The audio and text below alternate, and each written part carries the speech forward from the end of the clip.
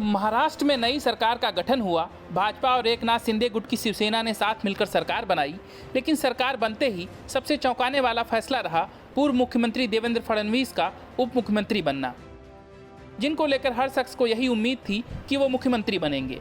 यहाँ तक कि एकनाथ शिंदे भी यही मानकर चल रहे थे कि भाजपा के साथ सरकार बनाने पर फडणवीस मुख्यमंत्री बनेंगे और वो खुद डिप्टी सीएम। लेकिन ऐन वक्त पर एकनाथ शिंदे से कहा गया कि आप सीएम पद संभालिए, देवेंद्र फडणवीस उप मुख्यमंत्री के रूप में आपके साथ रहेंगे।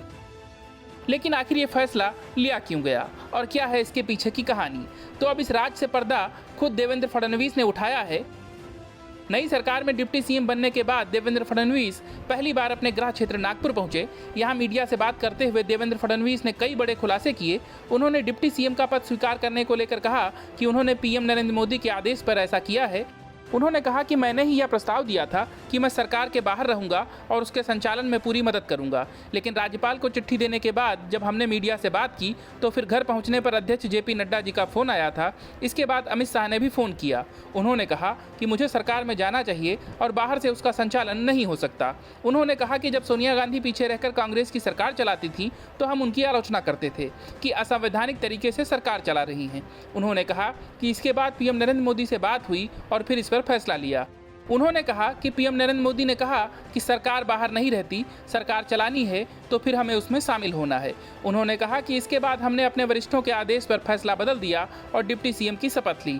उन्होंने कहा कि हमारे नेताओं की साफ राय थी कि बिना सरकार में शामिल हुए कैसे सरकार चल जाएगी। कोई असंवैधानिक संस्था के तौर पर सरकार का संचालन नहीं किया जा सकता, इसलिए उसमें शामिल होना जरूरी है। पार्टी के नेताओं का आदेश मेरे लिए सब कुछ था। यदि वह यह भी कह देते कि आपकी ज़रूरत नहीं है, घर चले जाओ, तो मैं उस पर भी राजी हो जाता।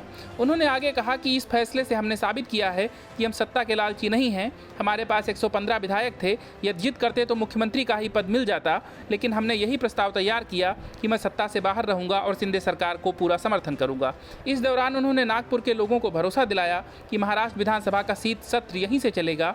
उन्होंने एकनाथ शिंदे को लेकर कहा कि मैंने उनके साथ पहले भी काम किया है, वो एक सफल मुख्यमंत्री साबित होंगे क्योंकि उनमें काफ़ी गुण हैं। उन्होंने आगे कहा कि मैं इस सरकार को चलाने में सबसे अधिक योगदान दूंगा। हम सब मिलकर महाराष्ट्र की पटरी से उतरी ट्रेन को पटरी पर लाएंगे। महाराष्ट्र को देश में नंबर 1 बनाए बिना नहीं रुकेंगे। मैंने 2.5 साल तक नेता विपक्ष के तौर पर काम किया और पूरे राज्य का दौरा किया था। तब मुझे पता चला कि राज्य में बहुत से लोग ऐसे हैं जो शिवसेना के नेतृत्व से नाराज हैं। देवेंद्र फडणवीस ने इस मौके पर उद्धव ठाकरे के शासनकाल पर तंज भी कसा।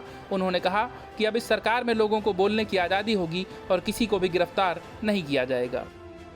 Bureau report, news of India.